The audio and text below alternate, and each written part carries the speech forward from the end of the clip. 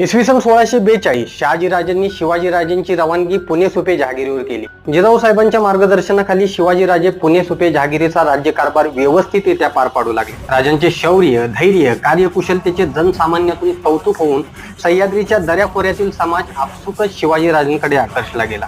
पण आदिलशाही, निजामशाही, मुघलशाही यांसारख्या शायांचे मांडलिकत्व स्वीकारलेल्या जमीनदार, जहागीरदार यांनी महाराजांना विरोध करण्यास सुरुवात केली. त्यांच्याकडून शक्य तेवढा अडथळा महाराजांच्या स्वराज्य निर्मितीच्या कार्यात केला जाऊ लागला. शिवाजी महाराजांनी जरी स्वतंत्रपणे स्वराज्य निर्मितीच्या हालचाली सुरू केल्या असल्या तरी अजूनही आदिलशहाला ही गोष्ट माहीत नव्हती. आदिलशहाच्या नजरेत शिवाजीराजे म्हणजे फर्जंद शहाजीराजे यांचे सुपुत्र.